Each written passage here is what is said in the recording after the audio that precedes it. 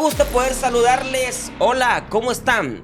Acá en el podcast nuevamente, promoviendo a candidatos. Fuerte aplauso para Jorge Argeñal. Jorge Valladares Argeñal con nosotros. ¿Cómo estás, Jorge? Qué gusto. Perfectamente bien y gracias por la invitación. Aquí estamos para contestar todos sus interrogantes. Cuando yo escucho el apellido Argeñal, no sé por qué, me traslado hasta Jacaliapa, la zona oriental. ¿Por qué será? Pues porque de ahí venimos, estamos de Danlí el Paraíso y tenemos familia en todo lo que es la zona oriente del país y ahora ya se ha regado por todo el país. Es más, tengo un familiar que es diputado por Libre, Mario Argeñal, que es por la zona del departamento del Paraíso. ¿Qué parentesco tienes con Mario? Somos primos hermanos. Primos hermanos. Si tienes un aire, mira, esta parte de la vista, los ojos, te parece mucho a tu primo Mario Argeñal. Sí, hasta la hermana me encontré hace poco en una de las empresas que ella trabaja y me dijo, soy igualito a Mario, solo que él es un poco más delgado, creo, pero sí tenemos bastante parecido. Sí, Mario es delgado y un poco alto, Sí. pero un revolucionario de primera. Mario es revolucionario, Mario es osado, inteligente y hasta ahora pues la coronó como diputado y ha hecho un trabajo muy extraordinario en el departamento del Paraíso. No, Mario es un ejemplo, ¿verdad? Porque él viene de una lucha desde abajo, ¿verdad? Él es maestro de educación media y lo que logró es extraordinario porque sin capital lograr ser diputado pues sinceramente tiene muchos méritos y él pues es un ejemplo a seguir. Estuve en sus luchas en las calles. Recuerdo Mario con una bocina en las marchas del Día del Trabajador. Recuerdo a un Mario Argeñal alzando su voz por la muerte de su hermano, ¿verdad?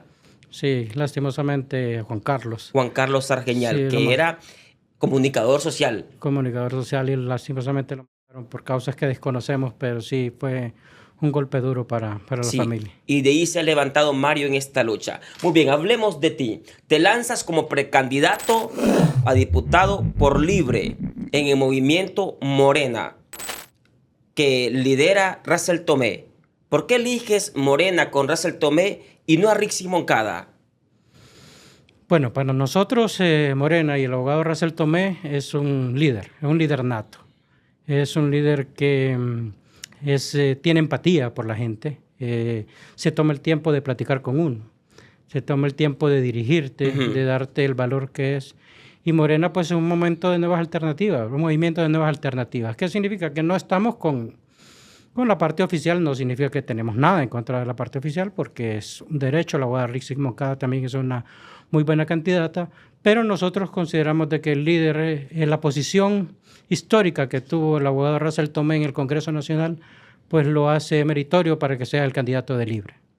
Fíjate que ahora que dices esta palabra de nuevas alternativas, sí estoy contigo, concuerdo. Morena es como gente joven, gente que nunca ha estado envuelta en política, gente nueva que está intentando llegar a la palestra pública para trabajar por los necesitados. Entonces sí me encanta, veo a Morena como con caras nuevas, figuras nuevas, ¿verdad? Se ve de todos los estratos de la sociedad. Los precandidatos que estamos ahí casi nunca hemos participado, excepto el diputado Obed López, que él es el coordinador del departamento de Francisco Morazán. De ahí todos son caras nuevas, es decir, que somos gente que vamos a aportar dentro de nuestra experiencia, de nuestros conocimientos y queremos fortalecer al partido, ¿verdad? Que Libre sea un movimiento, sea un partido inclusivo, ¿verdad? Que no sea discriminatorio y que desde luego pues logremos hacer lo mejor por el país. Esto no se trata de personas. Para participar en política yo en algún momento pensé que lo haría hasta que yo considerara que estuviera tanto económicamente preparado, es decir, que no voy a meterme a política porque necesito dinero ni porque quiero involucrarme en lucrarme, sino para servir a la gente. Y en este momento lo importante es que la gente de Libre sepa que estamos con ellos, que somos del pueblo, porque venimos del pueblo, venimos desde abajo, hemos estado en sus luchas y queremos el apoyo pues por el movimiento Morena. ¿Me quieres decir que no quieres ser diputado en el departamento de Francisco Morazán por dinero? ¿Por un sueldo? De ninguna manera. En realidad es porque, si bien con nuestros propios recursos ayudamos a mucha gente, sin tomarnos fotografías ni publicarlo, porque no lo hacemos, nunca lo hemos hecho, pero mucha gente sabe cómo somos. pero estando desde adentro y pudiendo tener el acceso al poder, pues se pueden, no solamente haciendo nuestra labor como diputados, que es aprobar, reformar o derogar leyes, sino llegar a donde un ministro, llegar a donde un alcalde, llegar a donde las personas que tienen el poder para que beneficien a las comunidades. Gestionamos, por ejemplo, hemos gestionado desde hace varios años que nos han dado la oportunidad de conseguirle becas a la gente. Y si no vamos a decir que nosotros las hemos dado, las da el gobierno, pero las hemos gestionado y a ninguna persona nunca se le ha pedido un 5 para que reembolse esas becas. Las becas han llegado a los beneficiarios directamente, pues y ahí está la gente que da fe de eso. O sea, tú has estado gestionando becas desde hace mucho tiempo atrás, sin tomarte fotografías, sin publicarlo, ayudando a jóvenes de escasos recursos económicos. Así es, lo hemos hecho, tanto en la montaña de Zacualpa, en la zona de Sabana Grande, en la zona del Distrito Central, y nunca hemos tomado fotos. Es más, hemos dado ayudas y mucha gente sabrá. Y esas ayudas han sido de nuestros recursos, que por gracias de Dios, el esfuerzo de uno, pues hemos tenido y nunca hemos andado publicando absolutamente nada, porque lo que se trata, nunca lo hemos hecho por un beneficio particular, sino porque consideramos que hay que ayudar a la gente, en el entendido que no solo es dando que se ayuda, también muchas veces a la gente hay que enseñarle a trabajar. A trabajar, correcto. Fíjate que muchos diputados se toman a pecho que su única asignación en el Congreso es mocionar y aprobar leyes, proponer y aprobar leyes, pero olvidan la parte gestora que un diputado tiene alcance, porque él tiene mayores acercamientos hacia un ministro de Seguridad, un ministro de Educación, un ministro de Salud, un ministro de esto y lo otro, que ese diputado, si es buen gestor, puede lograr obtener muchos beneficios para su comunidad o para muchas comunidades de escasos recursos económicos,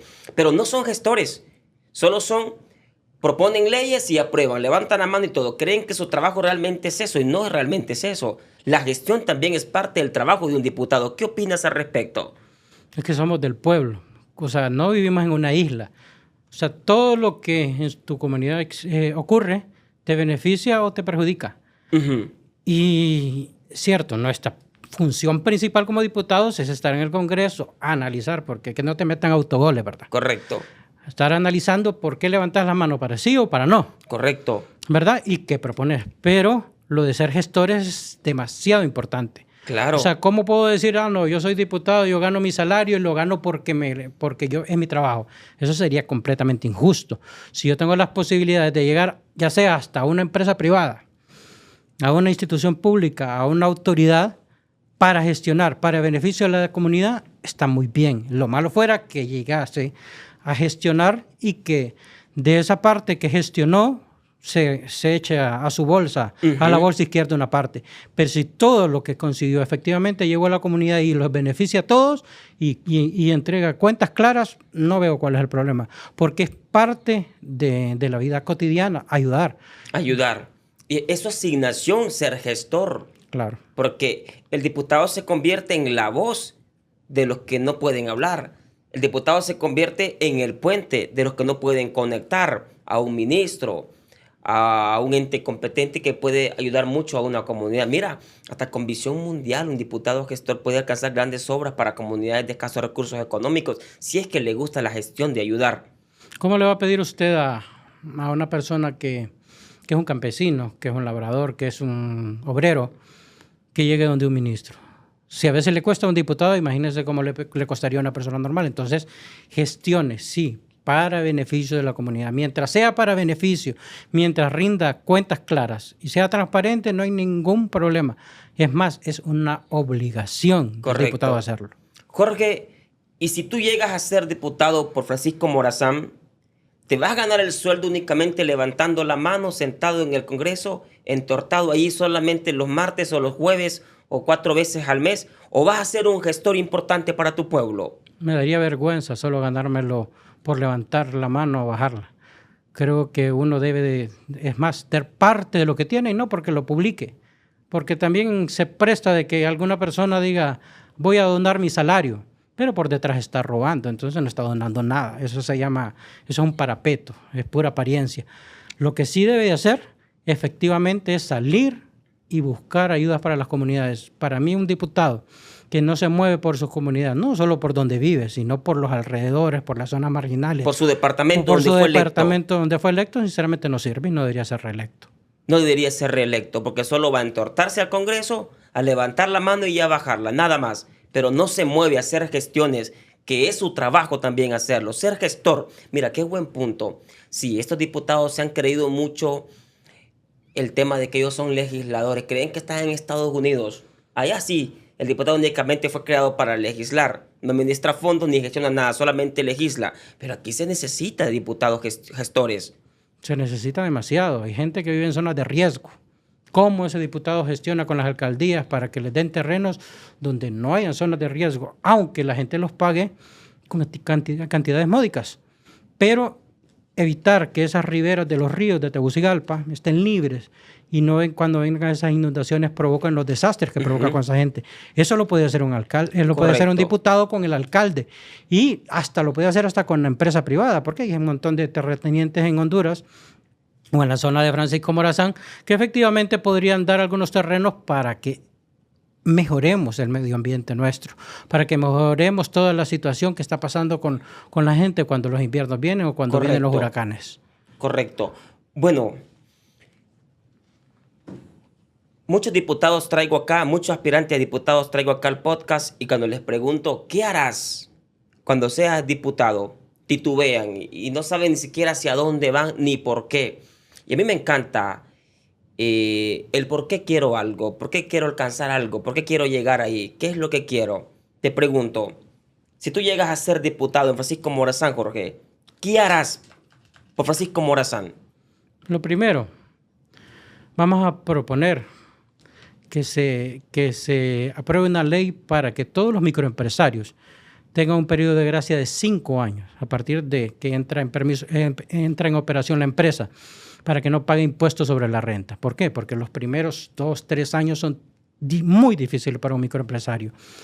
Llámese en el área que sea, ya sea una persona que pone una tortillera, una pulpería, un pequeño restaurante, un pequeño comedor, lo que sea.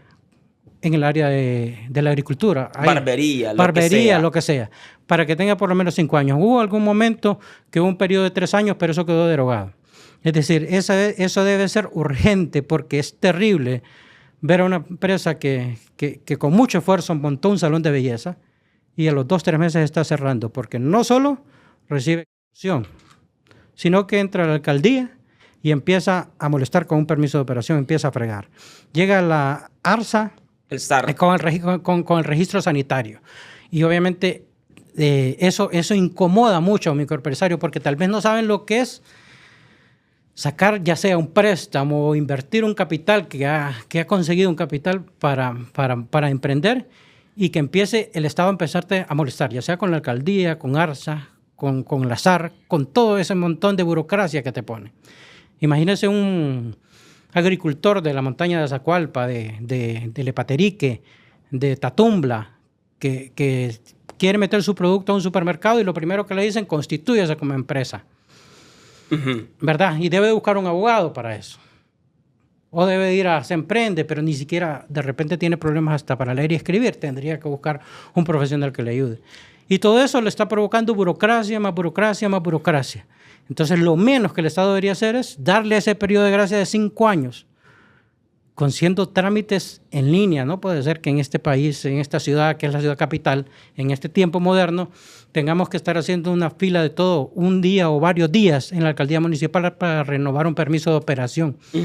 Cuando es renovación, o sea, ya la alcaldía verificó que tu local cumple con los estándares de salubridad y que está bien ubicado, que no tiene ningún problema, podría ser un trámite en línea, pero seguimos haciendo unas grandes colas en Viera, que es donde está el edificio de la alcaldía municipal, y eso lo que provoca es que venga un intermediario, una persona que hace los trámites para que le haga ese permiso y le ocasiona más costos.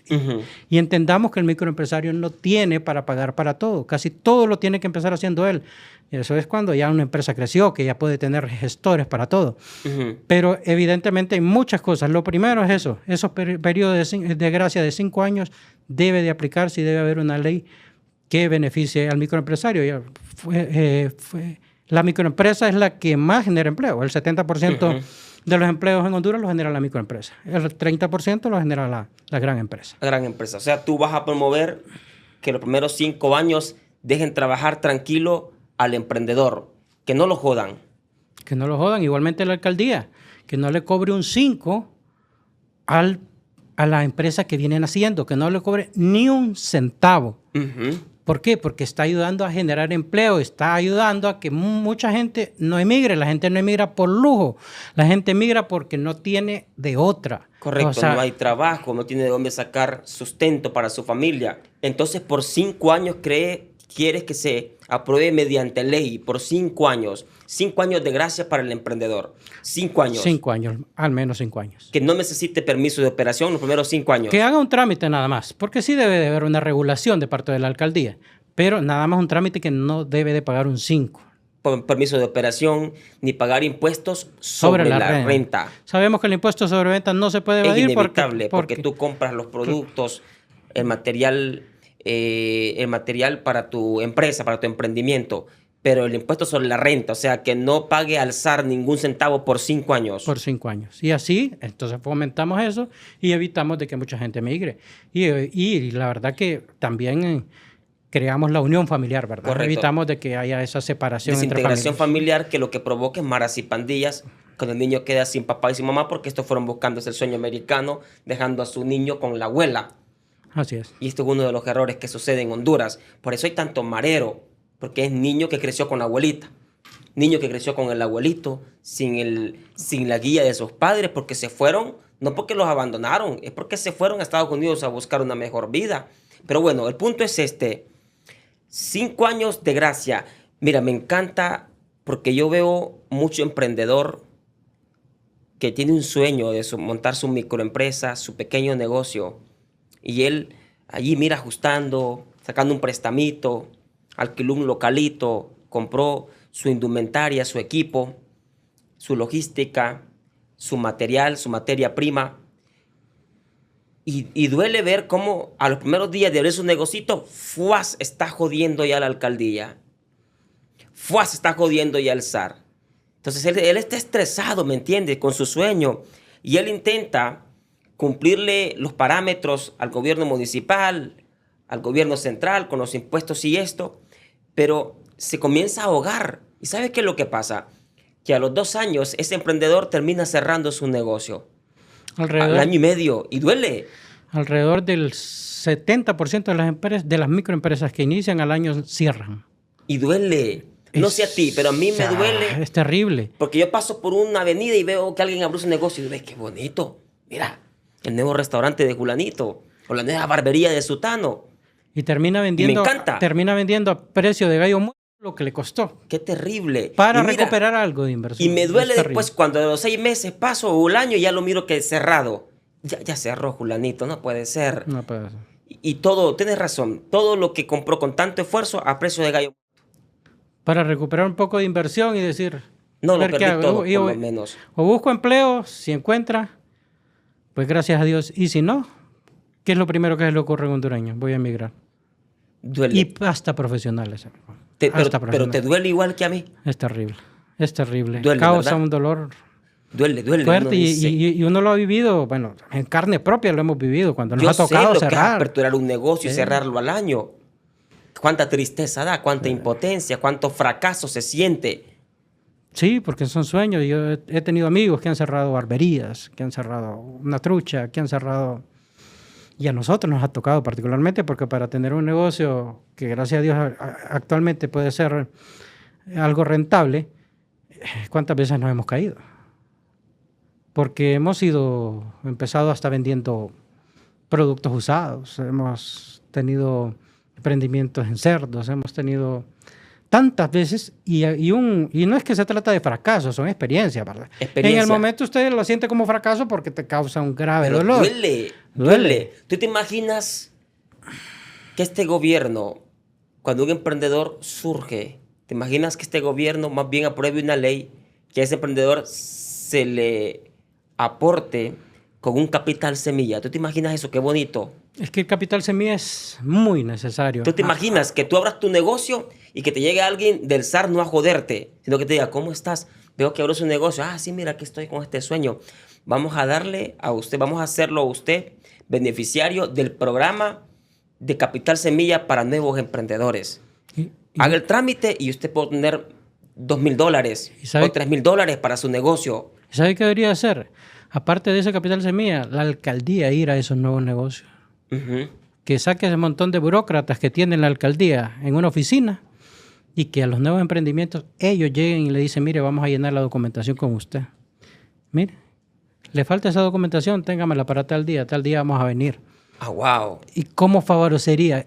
Saquemos al de una oficina, al pueblo, al barrio, a la vaya a buscar al emprendedor. Que vaya a buscar al emprendedor, no al revés.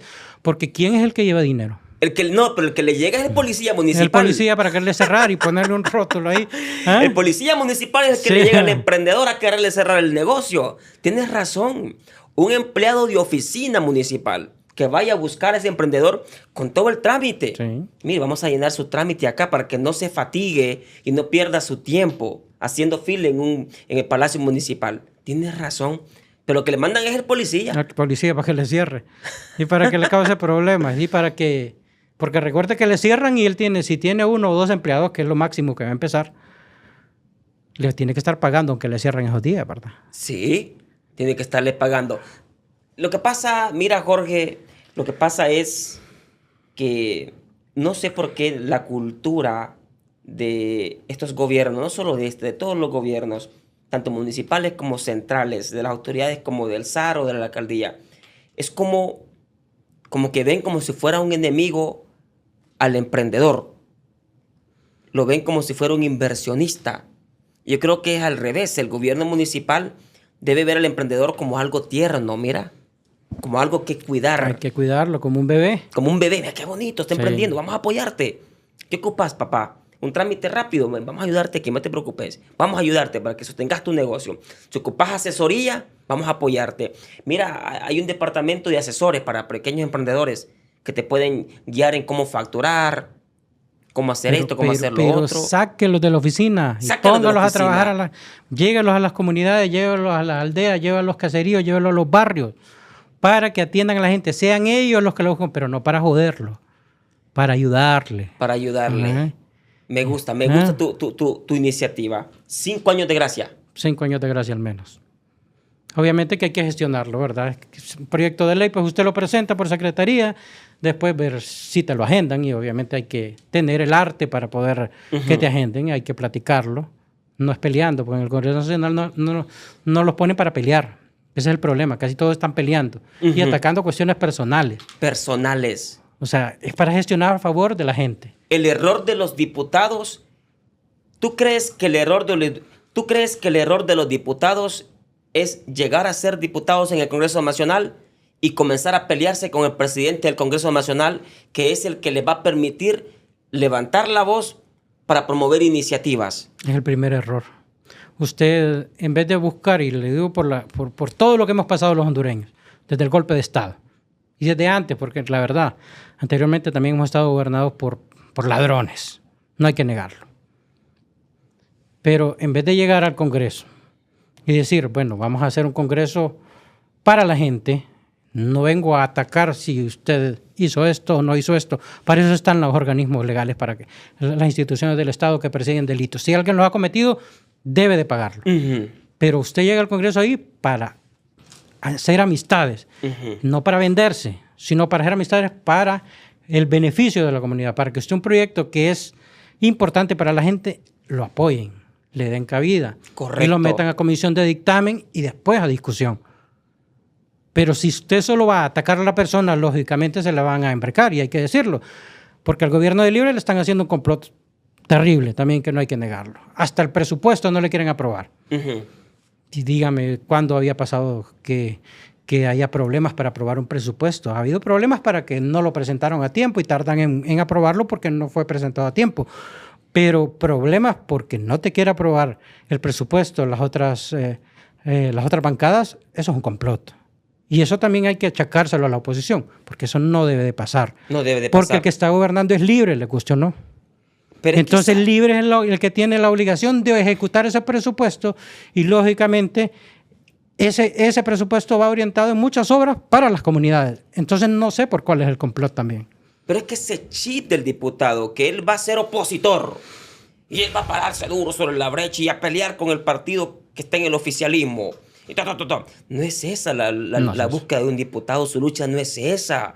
Su lucha es provocar un congreso amistoso, provocar un equipo de trabajo en el que juntos pueden debatir leyes, aprobar leyes, mejorarse entre ellos sus propuestas y luego aprobarlas. Esa es la búsqueda. Pero ¿de qué me sirve a mí, Jorge, elegirte como diputado? Y tú la coronas como diputado por Francisco Morazán, pero luego te vas a pelear con el presidente del Congreso. ¿Qué va a pasar? Que ninguna moción tuya va a ser aprobada. Claro. Porque ¿Y a quién perjudica? convertiste en enemigo tuyo al presidente del Congreso y perjudica al pueblo que te eligió. Perjudico al pueblo por no tener prudencia. Porque el político tiene que ser prudente. Diplomático. Tiene que ser diplomático. Tiene que saber hablar y, sobre todo, saber escuchar. De acuerdo. O sea, si uno no sabe escuchar, ¿cómo se va a saber expresar? De acuerdo. Pero por tus berrinches. Porque el Jorge llegó a ser diputado y comenzó a decir que el presidente del Congreso tiene 2 o 3 mujeres a la vez. Ese no es tu problema. Problema personal. Y O eso que es el cuestión presidente del Congreso se robó tanto dinero en tal fecha, que no sé qué, o en tal proyecto. No es tu problema. Si tienes algo contra eso, ve y mete una denuncia. Y que investiguen. Y que se si investigue. hay pruebas, que lo condenen. Pero solo por hablar, mira, estupideces. Luego lo que vemos es un Congreso dividido. ¿Que quién perjudica? A los de afuera. Al pueblo. Al pueblo, a la gente que te eligió a ti para promover iniciativas. Pero ¿qué iniciativa vas a promover si eres enemigo de quien puede aprobarte una iniciativa? Mira, ¿cómo es esto? Veamos cuántos días en este año ha estado cerrado el Congreso. Mucho tiempo. Mejor- Por protestas. Por peleas sin sentido. Sin sentido. Por estarse atacando de manera personal. O por querer traer agua a mi molino. Yo ahora soy candidato, entonces como ya estoy en otra facción o en otro partido, entonces me interesa provocar el caos y que ese gobierno fracase. Eso es una mente pequeña, una mente de pollo, un cerebro de pollo. Correcto. Porque no está dañando a un partido, está dañando al país. Si al gobierno de Libre ahorita nos va mal a todos los hondureños, porque no podemos ganar con propuestas, sino solo con ataques, con zancadillas, con difamaciones. ¿Por qué? O sea, ¿a qué llegaron? ¿Llegaron a gestionar para el pueblo o a truncar el gobierno del otro? Eso no debe pasar. Pero ¿sabes que este pueblo apoya mucho al diputado polémico, controversial, de berrinches, de escándalo? El que sale ante los medios, ¿Y qué hace un tirándole show? sátiras al otro y hace un show mediático. Este pueblo le da la reelección a ese diputado porque dice él sí es un buen opositor. No, es que no queremos diputados opositores. Queremos diputados que proponen. Diputados con iniciativa. Eso es lo que buscamos, Jorge. Bueno, pero fíjate que te veo a ti un semblante de que vas a ser un diputado de iniciativas, de propuestas, no de berrinches. Fíjese que en nuestra vida hemos tenido algo. Uno, lo decía algún político famoso, que en su escritorio lo que uno debería tener es la fotografía de los hijos. Para que cada vez que vayas a hacer una acción, veas si a tus hijos los va a enorgullecer lo que vas a hacer o los va a avergonzar.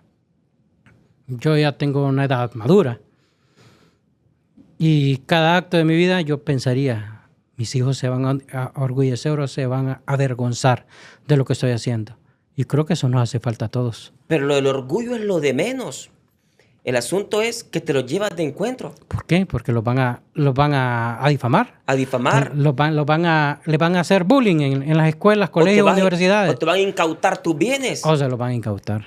Y vas a dejar tu familia en la calle por andar haciendo mandracadas como funcionario público. Que eso es algo peor. Y decir, lo que voy a hacer ahora va a afectar a mis hijos. Tú me dices ahora que si tú llegas a ser diputado, en tu escritorio tendrás una foto de tus hijos. Así será. Así como la tengo en mi bufete. Porque nosotros como abogados miramos los problemas de la gente. Y uno cuando va a tomar un caso decide, o sea, ¿lo tomo o no lo tomo? ¿Se puede resolver o no se puede? Siempre sabemos que existe la posibilidad de ganar o no. Pero ¿vale la pena hacerlo o no vale la pena? tendrás una foto de tus hijos Ahí estará en tu siempre. escritorio. La tienes en tu escritorio ahora como abogado, Como abogado ahí está. pero como diputado también tendrás una foto de tus hijos en tu escritorio. Sí, así será. Y más que todo los tengo en la mente. Aquí están ellos. Porque pues uno quiere que ellos, no por orgullo, por vanagloriarse, mi papá es diputado o no, sino por qué acciones hace. Porque recordemos, ¿verdad?, que cualquier cargo público es para servir. Usted es un servidor público, es un trabajador de la gente. Ujú. O sea, usted, porque si el Estado le paga, Es un empleado es un del Estado. empleado del Estado. Y el Estado es el pueblo. Y el Estado es el pueblo. Entonces, efectivamente, es uno para servir, absolutamente para servir. Y si en algún momento toca decisiones difíciles, hay que meditarlas bien. Lógico que tenemos que ser leales también, ¿verdad? En cualquier acción de su vida, si usted no es leal, no sirve. Si no existe la lealtad, no sirve como ser humano. Pero la lealtad también tiene ciertos límites. Ujú. No hacer cosas contrarias a la ley. No hacer cosas contrarias a los principios Correcto. que tenemos Por serte inculcados. leal, no voy a ser partícipe de un acto de corrupción tuyo. O de una reelección ilegal que la aprobaron. Solo por mucho. serte legal. De una reelección ilegal que aprobaron. Eso no es lealtad. Porque la lealtad tiene niveles. Primero hay que ser leal con La ley. Con la ley. Con los principios y con los valores. Leal con honestidad. Sí, no puede decirme ahorita la gente del Partido Nacional que tienen derecho a volver a gobernar. Fueron una vergüenza. No solo estuvieron metidos en tráfico, que no estoy para atacarlos, pero en la pandemia, aparte de reelecciones ilegales que hicieron fraudes, porque fraudes comprobados en los cuales nosotros hubieron esas manifestaciones contra el golpe y contra el fraude, nosotros lo hacíamos repartiéndole comida y fresco a la gente que se estaba manifestando. Lo hacíamos. Lo que pasa es que no somos de las personas que andamos tomando fotos para hacer algo, cuando hacemos algo. Pero el Partido Nacional, aparte de todo ese desastre que hicieron, actos de corrupción en la pandemia, en vez de atender a la gente, en vez de invertir en hospitales, porque necesitábamos, era urgente eso, estaban robando, pensando cuánto robaban en mascarillas, cuánto robaban en medicamentos, cuánto robaban en vacunas, cuánto robaban en los hospitales chatarra. ¿Y se merecen ellos gobernar nuevamente? No se lo merecen. Y yo creo que el pueblo no puede. El Partido Nacional no merece nuevamente ganar las elecciones? No lo merece. O sea, el castigo no puede ser tan leve. Cuando usted tiene un hijo y un hijo cometió una falta grave, no le puede poner un castigo que no le enseña a que no lo debe volver a hacer.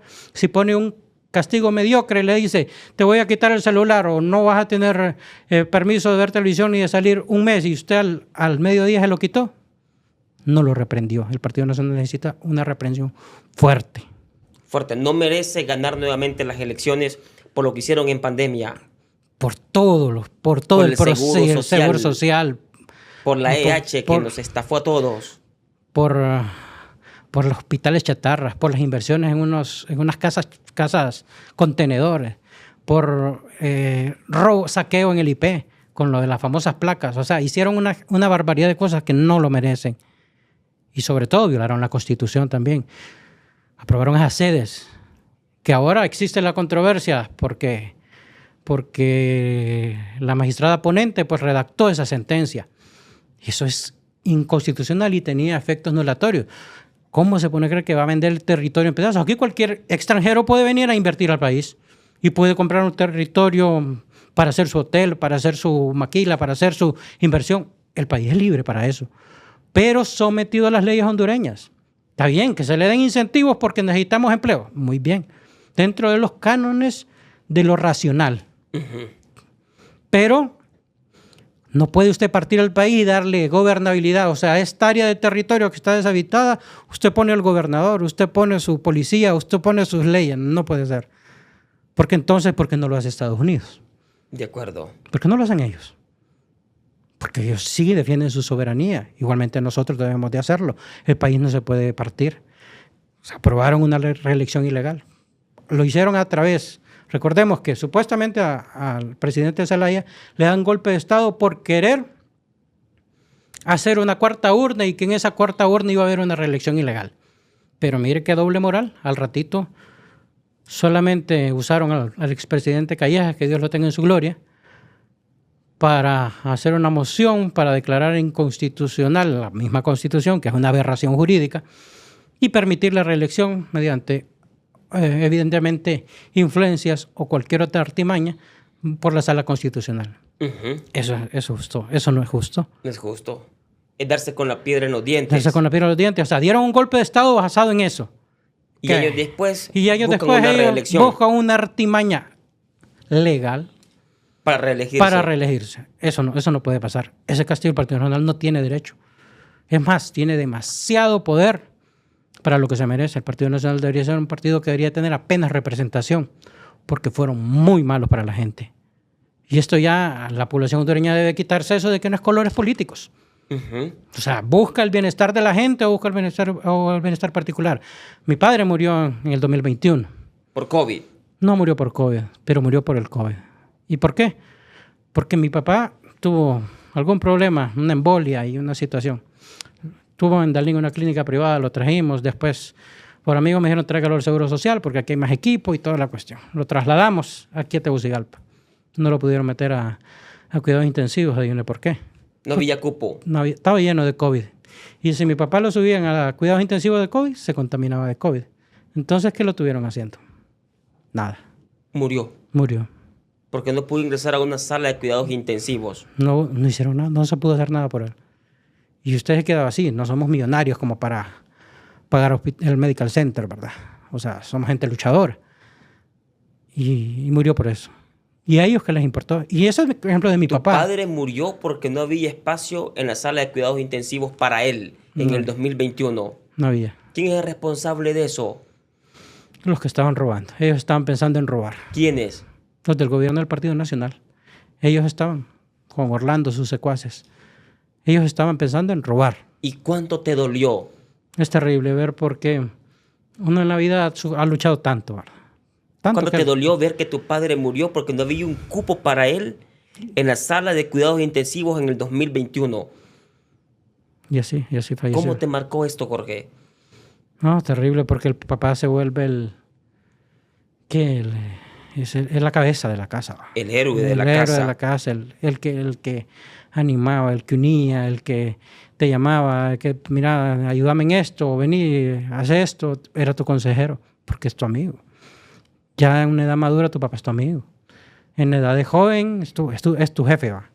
Y seguía siendo mi jefe, pero ya ahora ya tenías con quién platicar. Y lastimosamente la partida de él es terrible para toda la familia, ¿verdad? Y a ellos no les importó. Ellos lo que querían era robar.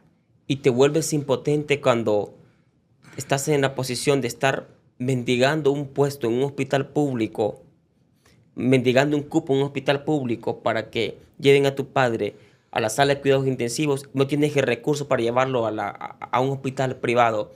Te sientes impotente. Te llegas a sentir culpable de la muerte de tu padre. Es por mi culpa, porque no tengo el dinero, pero no debería de ser así. Tomé una mala decisión. Porque lo trasladaste a una clínica privada. ¿Quién no tiene todo el equipo de un hospital? Y tomaste la decisión de traerlo supuestamente al hospital público, que es el Seguro Social, porque ahí le iban a dar todo y resulta que lo trajeron para nada. Lo trajimos para nada. Porque no había cupo No en la había sala. cupo, te lo tenían ahí en la sala de medicina interna. Un día decidieron, está mejorando, lo vamos a subir a la sala de hombres, ese día murió. Tú responsabilizas al Partido Nacional de la muerte de tu padre. Ellos son los responsables. Pues Dios da la vida y solo Dios la puede quitar. Pero es que usted, si no hace nada, usted es responsable. Hay responsabilidades por acción y por omisión. Y evidentemente el Partido Nacional no se merece cuánta gente murió en las calles. Cuánta gente murió de COVID. De COVID.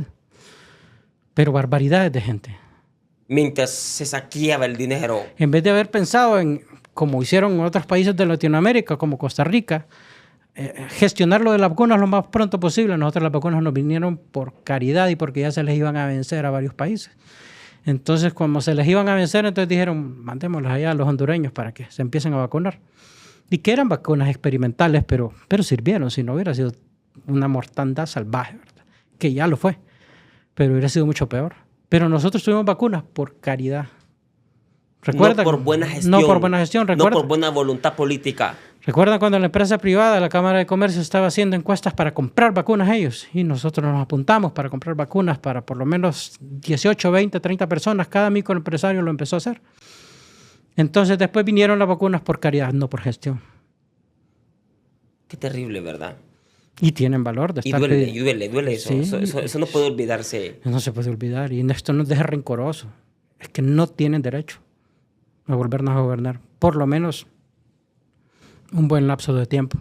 Hasta que se renueven. Porque esto no es de nacionalista, ¿verdad? Esto es de los que gobernaron. De los que... El problema es que lo siguen dirigiendo. Tú dices ahora no tienen derecho el Partido Nacional de volver a ganar las elecciones. No tienen derecho. Fueron muy malos. La verdad que en un país de primer mundo creo que hasta hubieran desaparecido institucionalmente por los terribles actos de corrupción, de tráfico, de ineptitud, de violación de la Constitución.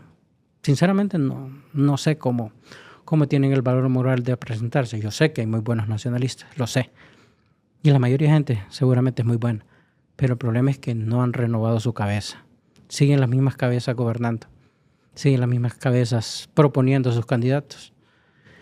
Y no tienen derecho. No deberían ni siquiera participar. Lógicamente que deben de tener una representación porque como institución política siguen vigentes. Pero en otro país de primer mundo, ¿crees que ese partido ya hubiese desaparecido? Se hubiese cancelado. ¿Le hubieran dado una parte civil a ese partido? Wow. Y no sé si recuerdan, pero en el Código Penal estaba la parte civil de instituciones. Y fueron de las últimas acciones que hicieron la gente del Partido Nacional en compañía del Partido Liberal, porque todo lo aprobaban con el Partido Liberal. Estaba la parte civil en el Código Penal. O sea que si a una persona en nombre y representación de un instituto político cometía un delito, utilizando toda la estructura, había una parte civil. Entonces sus asesores les dijeron, miren, si a esta persona X la condenan en actuaciones por parte del partido, puede civilmente el partido. Entonces, ¿qué cree que hicieron? Derogarlo. Así antes de que el gobierno terminara, hicieron una diarrea legislativa, derogaron eso, así como la ley de lavado de activos y otras leyes. Para evitar muerte civil de instituciones. Todo lo hacen medido, ¿verdad? Uh-huh. Algunas cosas no las pudieron medir, como la ley de privación de dominio, porque evidentemente sí les va a afectar y no pudieron hacerlo todo porque tienen de repente el control social o el control de organismos internacionales que les impidió hacerlo. Pero si de ellos hubiera sido posible, uh-huh, les garantizo que hubieran reformado cualquier ley que les podría afectar en el futuro. Bien, voy a conocerte un poco más. ¿Dónde naces? Soy de Danlí, El Paraíso. Nací el 23 de junio del 76. ¿En Danlí? En Danlí. ¿Y ahora ya eres capitalino? O sea, ¿sí puedes postularte por Francisco Morazán? Sí, porque vivo, desde los 17 años en Tegucigalpa. Lógico, amo mi ciudad natal. Pero eres 0703. Soy 0703, pero residente en Tegucigalpa desde hace más de 20 años. Es más, aquí pago impuestos y todas mis funciones laborales y todo. Es más, aquí vivo. Pues vivo en la montaña de Zacualpa, que es una zona rural de Tegucigalpa. ¿Cuántos hijos tienes? Tengo 4 hijos y tengo uno de crianza, que es muy lindo. ¿Tu hijastro? Es mi hijastro. Wow, qué hermoso. Sí. Y sonríes mucho cuando te acuerdas de tu hijastro. Sí, tenemos una muy buena relación. Es un niño muy especial, ¿verdad? Es como una alegría que da verlo como desempeña, igual que mis hijos, que son extraordinarios, ¿verdad? ¿Cuántos años tiene tu hijastro? Tiene 10 años. 10 añitos. Sí. Yo creo que cuando yo considero héroe a un hombre que se casa o se junta con una mujer que tiene un hijo de otro, lo considero héroe porque él viene a llenar ese vacío y viene a cumplir esa responsabilidad que otro charlatán dejó. Lo considero un héroe, fíjate. Yo soy uno de esos héroes también. Sí, de un montón de sinvergüenzas que no se acuerdan de que hay que criar un hijo, ¿verdad? Uh-huh. Que solo hacen la acción y es más, algunos son tan descarados que gozan de los beneficios, ¿va? Hasta se inflan el pecho. Nosotros creemos de que, la verdad que yo... ¿A qué te refieres como gozan de los beneficios? Son tales que quieren ir a las graduaciones o a las entregas de calificaciones y no pagan el colegio, ¿verdad? Suele pero pasar. bueno, suele pasar. Pero bueno, nosotros también yo tuve, o sea, me crié en varios, con una tía, con mis papás, con unos abuelos. Entonces, creo que lo hago, en realidad no lo hago por otra cosa más que porque nace hacerlo. Y la verdad que Dios ha sido bueno con nosotros. Todo lo que tenemos es obra gracia de Dios, sumado con el esfuerzo, la disciplina, el aprendizaje de los errores. Porque como todos nos equivocamos, hemos tomado malas decisiones. Correcto. Y eso nos ha ayudado a ser mejores personas poco a poco. ¿Consideras hermoso el hecho de ser un padrastro? Sí, lindo. ¿Por qué? Lindo porque creas un cariño que nace, no como el del hijo, porque el del hijo nació porque es tu sangre, sino que con el hijastro es porque en realidad te lo ganaste. Te lo ganaste por el Correcto. trato, no solo por trato bueno, sino hasta por disciplinar, pero saber disciplinar. En amor. En amor, rigor, sin excederse. ¿Crees que el amor más sincero es el de los hijastros a veces, más que el de los hijos? Es que el hijo reclama porque tiene el derecho de sangre y sin duda existe, va. Ujú. Es un lazo que no lo puedes romper. O el hijo ama por derecho de sangre. Por derecho de o sangre. por deber de sangre. El hijo Sí. ama por deber de sangre. Sí. Pero el hijastro ama desde el corazón. Porque te lo ganaste. Y en eso se lo ganó uno con su comportamiento. Pues. Ve cómo trata a la mamá, por ejemplo. Porque lo va a ver cómo la trata la mamá. Porque en medio, pues, si hay molestias en la casa, nunca recurre a la violencia, ¿va? Sino que sabe cómo tratar y cómo llegar a acuerdos o cómo separarse en su momento para mantener un control y para mantener una armonía y también para estar en un hogar y no en una casa, que evidentemente no es igual. Tú creciste con abuela, con abuelos, con tíos, con tías. ¿Tuviste carencia de padre? Sí, fíjese que en alguna etapa de mi vida fue complejo eso. Traumas de orfandad. Traumas, sí. De orfandad. Pero cuando ves a un hijastro y decides como decir, yo no quiero que mi hijastro pase por esto, yo voy a estar ahí para evitar que él pase por donde yo pasé, por las heridas, los traumas de la orfandad. Entonces, eso es digno, es hermoso, es bastante maravilloso, es casi un amor como el de Dios hacia el humano. Así es. Igual, en realidad, para no entrar en contradicciones, con mi padre logramos tener una muy buena relación los últimos 15 años de su vida. Prácticamente borramos heridas del pasado y logramos ser como padres porque sí, de niños no tuvimos un muy buen contacto. Pero sí, en lo de los hijastros, pues es un amor genuino, es un amor que solo Dios lo puede dar. Y me encanta ver que tus ojos brillan cuando hablas de tu hijastro. Eres un héroe, te felicito, voy a darte un aplauso. Gracias. Eres un héroe, eres Muchas un héroe. gracias. Muy bien. ¿Quién es tu diputado, tu aspirante a diputado suplente? Es de apellido Lino. Ella vive en la Kennedy. Todavía no tenemos la oportunidad de conversar. Tenemos planeado para esta semana porque, hay que decirlo, legalmente la campaña empieza el 8 de enero. Todo lo que he visto en redes sociales, pues, es cuestión personal de las personas de los que lo han hecho. Pero a partir del 8 de enero y tenemos planeado la reunión porque recordemos que en los partidos no es uno quien decide quién le ponen de suplente, ¿verdad?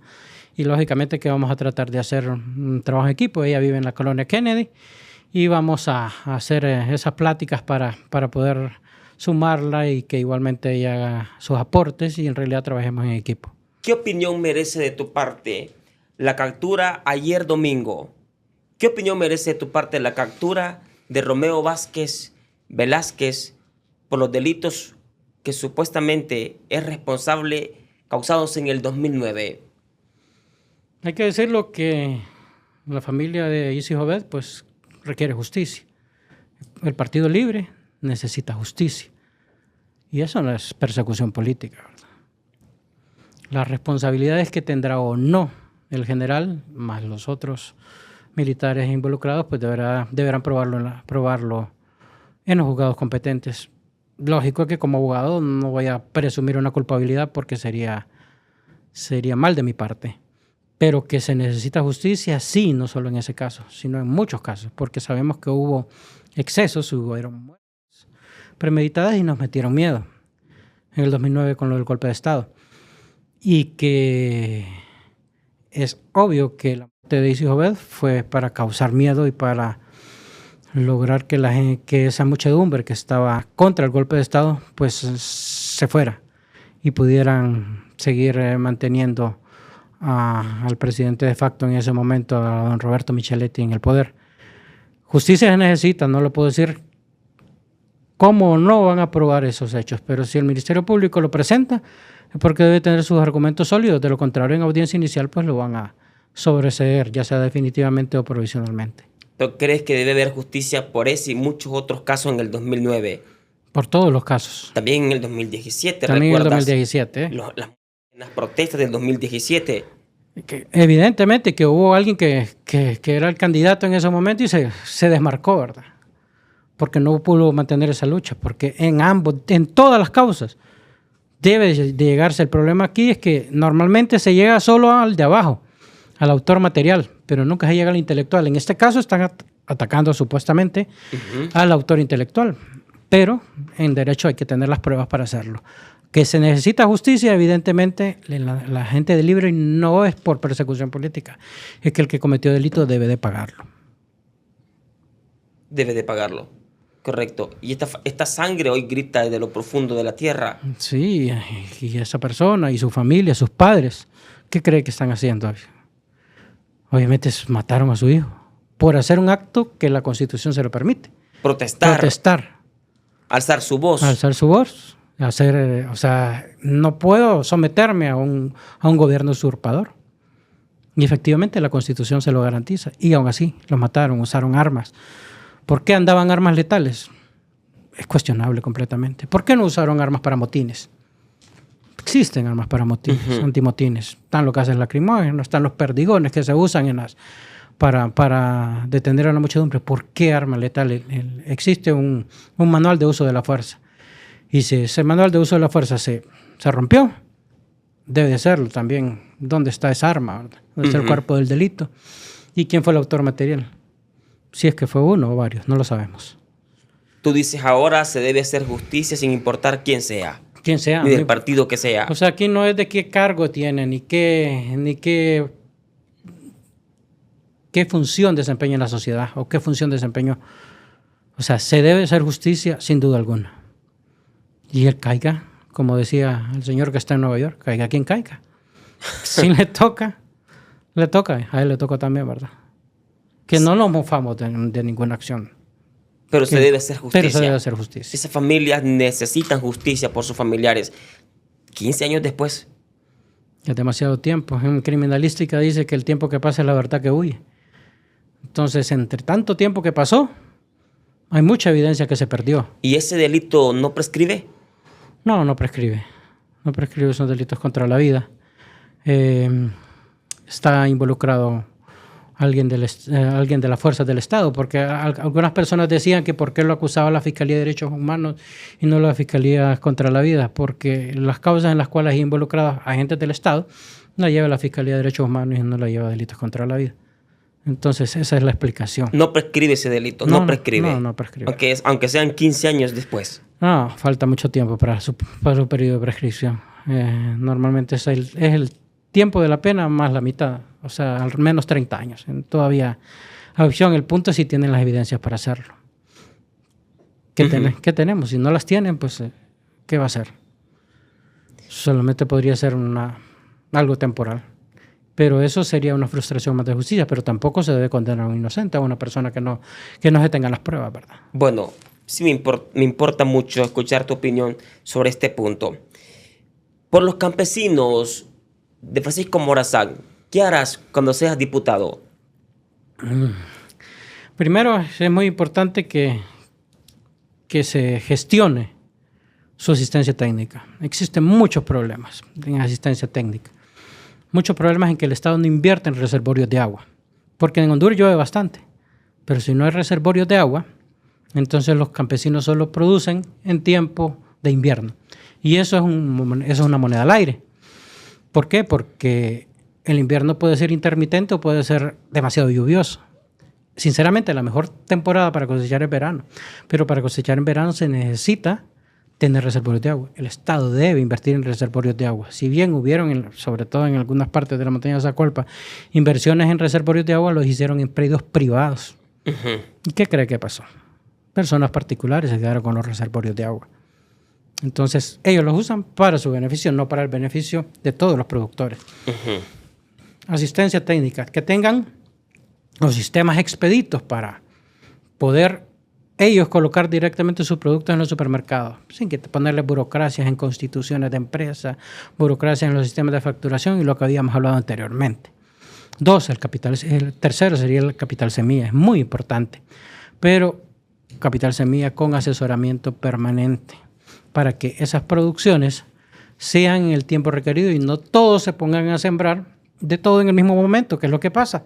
Producen repollo, zanahoria, papa, y cuando sacan la producción hay demasiada oferta y poca demanda. Entonces, ¿qué significa? Que él produce una parcela que le costó 100,000 lempiras en producirla, la termina vendiendo en 40,000 lempiras o se la da al ganado, porque no es rentable venderla a ese agricultor. Y si nosotros no le ayudamos a ese productor, ¿qué es lo que va a significar? Que esa gente va a dejar de producir o busca un trabajo normal o emigran del país, y después el producto vamos a tener que estarlo importando, porque ya sabemos que importamos mucho producto agrícola, lo cual es contraproducente viendo tanta tierra y tanta buena mano de obra hondureña, porque el hondureño es trabajador. Eso de que el hondureño es haragán es mentira.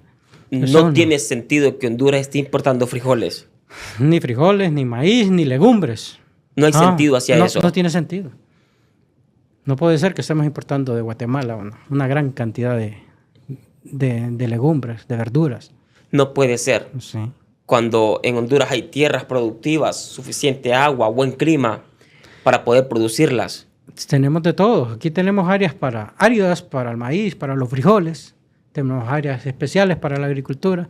Tenemos ríos, tenemos quebradas, tenemos lugares donde se pueden hacer pozos para sacar agua subterránea. Y no puede ser que estemos importando. ¿Pero por qué importamos? Porque no existe capacitación, porque no existe acompañamiento para el campesino. No es porque la gente es haragana y no quiere sembrar. No, eso no es cierto. No es cierto. La gente va al campo y la gente se levanta a las 3 de la mañana y va para su parcela. Igualmente en la ciudad la gente también es trabajadora. Sabemos que hay un grupo de personas que no lo son, pero eso es... Entonces, ¿por qué poca producción? Porque no es rentable.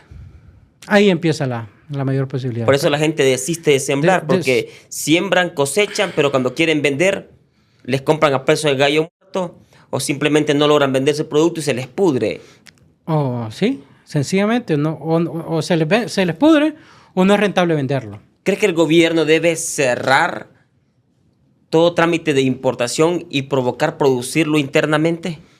Hasta que tenga su sistema de producción adecuado. Es decir, que ya el Estado garantice el acceso a la comida, porque también entendemos que hay un consumidor. Y a los consumidores tampoco se le puede vender muy caro, debe ser un precio justo. Justo para el consumidor, pero justo para el productor. Y si venimos de romplón y venimos y bloqueamos las importaciones de los demás, entonces va a haber desabastecimiento. ¿Y eso qué provoca? Encarecimiento de los productos, contrabando, ¿verdad?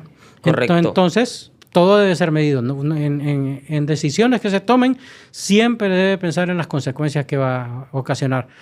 Está lo del arroz. El arroz se importa porque Honduras no produce suficiente arroz. ¿Pero por qué no lo produce? Porque no lo producimos muy poco arroz. Pero deberíamos de producir suficiente arroz, más bien hasta para vender. Hasta para vender. Pero como no se produce lo suficiente, no se importa. Pero por eso debe haber un punto de equilibrio. Pero deben haber incentivos también, los fertilizantes, los fungicidas, los herbicidas, todo eso debe ver el Estado cómo hace para que esos productos lleven a precios accesibles. No puede ser que un fertilizante esté tan caro y que no sea rentable producir. Entonces, ¿cómo hacen esos otros países para vendernos más barato? Correcto. Pero que también es irrisorio que se esté importando legumbres, vegetales de Guatemala y otras empresas estén exportando legumbres y vegetales hacia Estados Unidos. No tiene sentido. ¿Pero por qué crees que lo hacen? ¿Por qué crees que lo hacen? Porque estas empresas encuentran un mejor precio en un Walmart de Estados Unidos a como se lo quiere comprar un supermercado local. Entonces por ahí va también que a veces el empresario quiere comprarle al campesino productor local a como él se le dé la gana. ¿Me entiendes? El coyote famoso. El coyote quiere comprarle como él quiere. Y el campesino viene acá con una caja de 100 tomates Y el dueño del supermercado le dice, yo te doy tanto por los tomates si querés, si no, regrésate. No me importa que se te pudran, tú eres el que pierde, no yo. ¿Me entiendes? Sí. Entonces, eso es lo triste. Por eso la mayoría de productores ya de gran escala deciden mejor exportar su producto, porque aquí se lo quieren vender a precio de gallo muerto. Hay que decirlo, que aquí hay varios supermercados, sin mencionar nombres para no hacerles publicidad, que efectivamente sí apoyan a los campesinos. Hay varios supermercados. Hay varios supermercados. Pero ojalá que a un precio digno, ¿verdad? No, les compran a precio digno. Es más, hay dos cadenas y las dos cadenas le dan acompañamiento. No, dilo, no importa. ¿Cuáles son las cadenas? Que es Walmart y es Supermercados La Colonia. Ambos lo hacen. Apoyan al emprendedor, al productor local. Sí, lo hacen. Lo hacen, obviamente, constituirse legalmente y tener todos sus permisos con ASAR. Y después les dan un código, les dan acompañamiento porque les ponen su asistencia técnica con ingenieros calificados, egresados de Zamorano o de la ENA. Y efectivamente les supervisan tanto el proceso de producción como la cosecha, y antes de que esos productos entren a esos supermercados, les hacen análisis para que no lleven productos contaminantes. Eso sí lo hacen ellos. El punto es que es muy poca gente. O sea, son pocos los que hay, pero y los que son así son prósperos. ¿Por qué? Porque les compran a precio justo. ¿Y por qué no hacerlo por la otra vía también? Uh-huh. Porque, claro, entra a los mercados y usted puede ver un tomate que se ve espectacular, pero no sabemos si ese tomate lo fumigaron 5 días antes de que llegó al mercado. Viene envenenado con químicos. Viene con químicos y nosotros, por cuestión natural, nos lo vamos a comer. Porque le vemos el color bonito. Le vemos el color bonito y lo vemos frondoso y puede ser que esté contaminado. De acuerdo. Pero bueno, el punto es entonces que tú me dices que como diputado vas a promover entonces. Hay que promover ese apoyo, pero que el Estado también se haga cargo de eso que hacen ya replicado en otros lados, que lo haga el Estado también con los mercados. Pero es irrisorio que le estemos comprando a Guatemala, ¿verdad? Es irrisorio. Da tristeza. Da vergüenza. Que tú me digas ahora que Guatemala manda chiles y tomates para Honduras. Sí. No puede estar pasando eso. Esto es irrisorio. Y el tomate hondureño se va para El Salvador, porque lo pagan mejor. Hay un descontrol, ¿me entiendes? Pero bueno, el libre mercado. El libre mercado. Pero sí debe... Pero es que no es malo que vendamos y que exportemos. Y que no es malo. Claro que no. El punto es por qué para el mercado hondureño no hay. Lo que entristece es que la mayoría de productores no saben dónde vender su producto. Yo conozco productores que sus frijoles se les pudren, ¿me entiendes? Gorgojos, que su tomate se les daña. Productores que dicen, no, mira, yo no me dedico a esto porque yo intenté hacerlo, pero no logré vender. Y al final no me fue bien, ¿me entiendes? Sería bueno crear esas iniciativas para que el gobierno haga que estos productores sea rápido el protocolo. Pero es lo mismo que hablamos. Si este emprendedor, si este agricultor va a la colonia a que le compren los tomates que él sembró, la colonia le pide una documentación, lógico, para estar en base a ley. Pero él ya viene a buscar esa documentación al Estado, la burocracia lo ahoga. Entonces, ¿qué es lo que se hace? Se da por vencido y se va mejor con las manos, una atrás, otra adelante, hacia su tierra, a dejar de sembrar. Porque si la burocracia fuera accesible, rápido él consigue la documentación correspondiente y logra vender su producto en los supermercados. Claro. Entonces yo te pregunto ahora como campesino, digamos tú eres un campesino, ¿qué te preocupa más? ¿Que el tomate nazca? ¿Qué te preocupa más? ¿Sembrar el tomate y que nazca o los permisos para poder vender ese tomate? Es irrisorio eso, ¿verdad? ¿Qué te preocupa más? Al campesino le va a preocupar más el permiso. El permiso. Qué triste, ¿verdad? Qué triste. Que al campesino le preocupe más el permiso que si van a hacer o no la mata de tomate. Mira, qué triste esto. Le es más difícil ese permiso que producir. Que producir, ¿te das cuenta? Es terrible.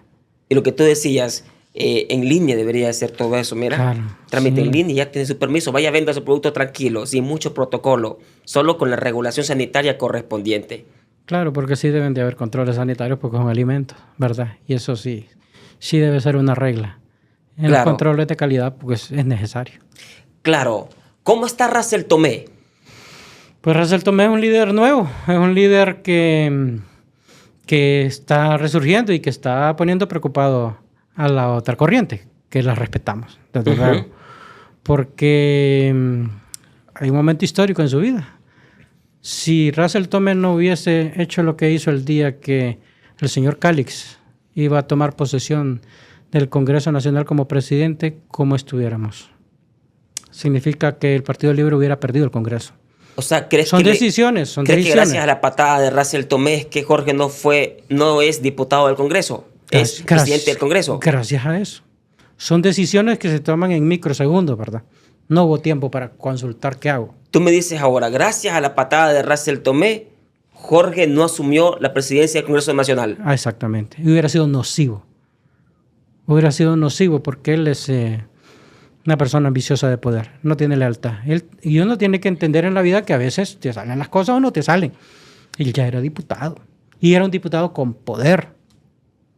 Era un diputado de lo que le estaban ofreciendo algunas secretarías. Es más, le dieron varias instituciones del Estado para que las manejara y colocara a su gente. Que costó aprender a ser humilde y que despojarse de sus egos.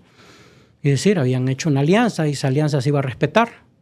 Entonces, la posición de Russell Tomé es histórica. Y, como dice Morazán, la posteridad le hizo justicia. En aquel momento se pudo haber visto bien o mal por algunos sectores. Pero esa decisión, hoy por hoy, le dio la razón. Y Russell Tomé es un líder nato. Es una persona que escucha, que es empático, que tiene goza de simpatía y que vale la pena apoyarlo. Hoy tú justificas esa patada. La justifico completamente. Él tuvo toda la razón en hacerlo. ¿No fue para ti un acto de violencia? Es que hay momentos en la vida que tienes que tomar decisiones enérgicas, ¿verdad? Uno nunca sabe cuándo. Ya le tocó y lo hizo. Tampoco hizo algo extraordinariamente malo. O sea, es una patada, pero tampoco es que mató a alguien. Pues. O sea, fue algo que valió la pena hacerlo. Y hoy por hoy el tiempo le ha dado la razón. Y para nosotros, nuestro líder, y le pediríamos a la gente que lo apoye. Russell Tomé es una persona que vale la pena apoyar. Tendrá defectos como todos, pero es una persona que quiere lo mejor para nuestro país. ¿Tú lo hubieras hecho en su lugar en ese momento? Seguramente sí. No una patada, dos. Seguramente patadas y puños. Muy bien, Jorge. ¿Y tu acercamiento con el alcalde de Tegucigalpa, Jorge Aldana, cómo es? No tenemos la oportunidad todavía de sentarnos. Esperamos que en los próximos días exista. Es un gran tipo. Porque también él va en la corriente de Morena como candidato a alcalde. Él va en alianza. Entonces, pero es el único candidato a alcalde. Es el único candidato a alcalde. No, pero tenemos también ahora pero es por el PSH. Pero sí, por otros partidos. Sí. Que es Carlenton Dávila. Sí. Que es por el PSH, ¿verdad? Sí, por Partido Libre no conozco yo otro Solo candidato. Jorge Aldana, ¿verdad? Solo Jorge Aldana. Y en el Movimiento Morena. También va con alianza en el Movimiento Morena. Jorge va en Morena. También no va sabía en Morena. esto. Sí, va creo que en todos los frentes va. Siéntate con Jorge Aldana, gran tipo. Sí, sería un honor para mí que él me recibiera. Gran tipo honorable. Hay tipos honorables y Jorge Aldana. Sí, está haciendo algo bueno por la montaña de Zacualpa, donde vivo yo. Ahí están empezando a pavimentar. Alrededor de 11 kilómetros van a pavimentar. Qué hermoso. Y eso va a beneficiar mucho a esa comunidad. No hay gordito sin sabor. ¿Verdad? Y Jorge tiene su sabor, fíjate. Es un gordito con un buen sabor para administrar los fondos públicos municipales. Estoy contento yo por el trabajo de Jorge. Sí te pido... no sé, los diputados de Francisco Morazán como que velan más por la capital que por las comunidades aledañas. Como que si Francisco Morazán fuera solo Tegucigalpa, ¿me entiendes? Claro. Sí. Como que si Francisco Morazán fuera solo Tegucigalpa, como que no ponen su mirada a Sabana Grande. A la Villa de San Francisco. Villa de San Francisco. Tatumbla. Que el área de Talanga, El Porvenir, Cedros. Todos esos lugares son abandonados por las autoridades. Sí. Y solo como que su vista está en la capital. Y no debe de ser así. La capital, Francisco Morazán, no solamente es Tegucigalpa. Son muchas comunidades aledañas que necesitan. Sí, en realidad Vallecillo está...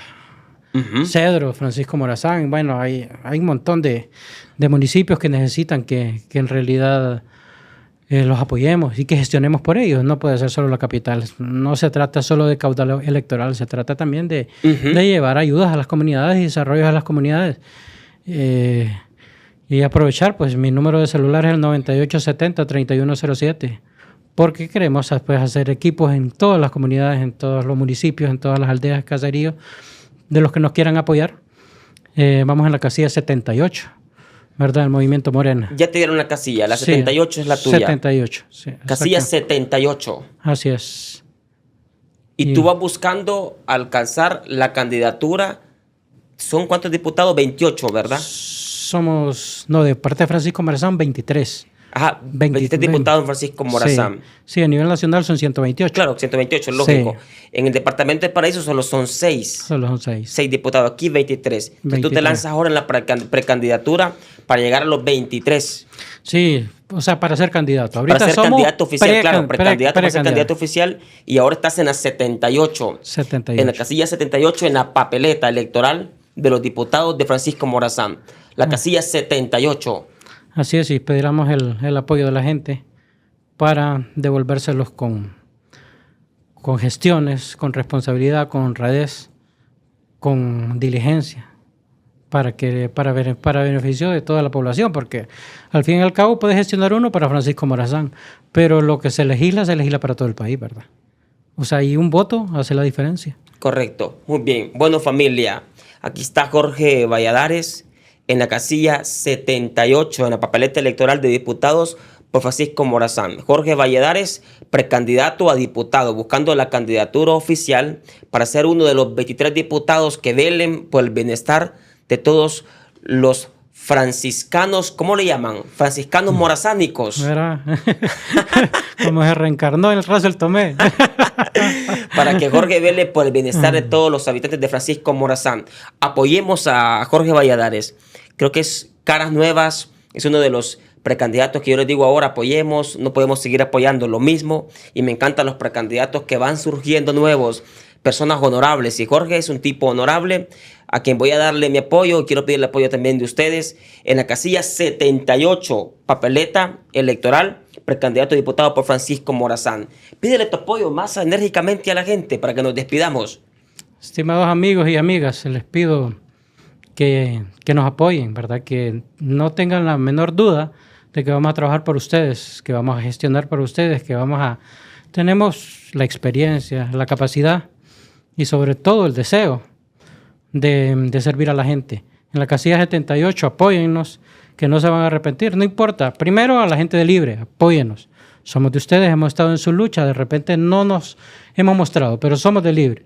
Por otra parte, los amigos, parientes de los amigos, independientes, que saben que vamos a hacer una buena gestión y que conocen nuestro recorrido, apóyennos. No olviden el 9 de marzo, pues por marcar la casilla 78, igualmente Russell Tomé, el alcalde Aldana y pues los diputados de Morena. Muchas gracias. Ahí está, pidiendo el apoyo, el abogado Jorge Valladares con nosotros. Fuerte aplauso, Dios les bendiga muchísimo.